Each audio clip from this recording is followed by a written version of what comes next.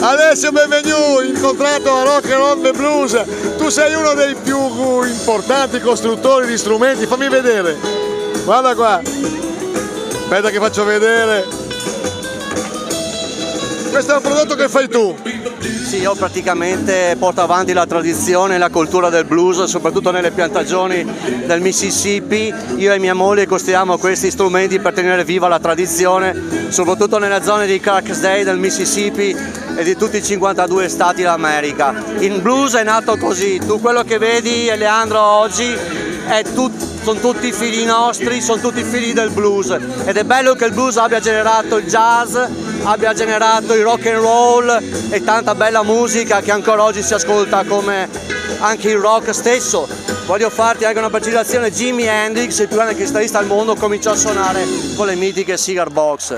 Qua c'è una storia di 2 secoli di tradizione, di diritti civili, di tutto quello che è stato il mondo del blues e di quello che è la tradizione. Io e mia moglie Manuela cerchiamo di portare avanti questa tradizione e soprattutto di continuare. Le mie chitarre sono in mano a musicisti che sono arrivati secondo dietro ai Rolling Stone, all'amico fratello Fabrizio Poggi, al grande Roberto Formignani che ha accompagnato in vari festival Bob Dylan, B.B. King, mi viene in mente il Pistoia, ha suonato con Morsiani degli Schiantos, che io ho avuto il piacere perché io nel blues nasco armonicista e trombettista nel jazz.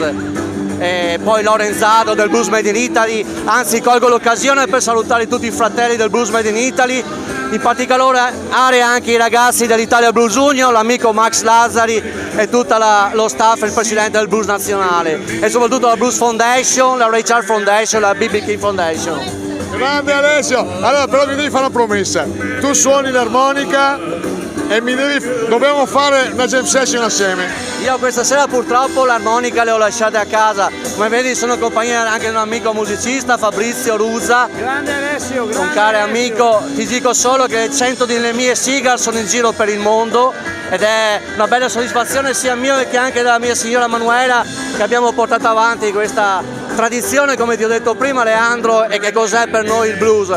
Il blues è sentimento. A Clarksdale, la città natale, c'è una scritta su un vecchio negozio di dischi che dice, poi te la traduco: if you don't like the blues, you have a hole in your soul. Chi non ama il blues ha un buco nell'anima. Tutta la musica, la radice è il blues, Leandro. Grande Alessio, complimenti, fammi vedere la chitarra. Questa, come puoi vedere, è una riproduzione di un campo di cotone del Mississippi dove venivano costruite in maniera molto rudimentale dagli afroamericani le strutture delle cigar box iniziali, fatte con delle scatole di whisky, le suonavano con il bootleg ricavato dal whisky, dal collo delle bottiglie o delle bottiglie delle birre.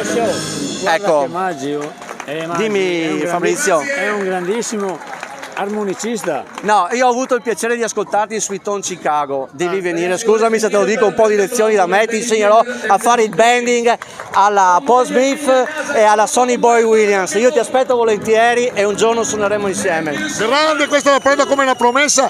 Per finire faccio vedere la tua signora. Ciao Alessio, grazie. Grazie a te Maggi, ti ho rincorso e alla fine ci siamo trovati. E lunga vita al blues e lunga vita a te, come diciamo noi nel gergo. E a tutti i fratelli blues sparsi nel mondo, lunga vita!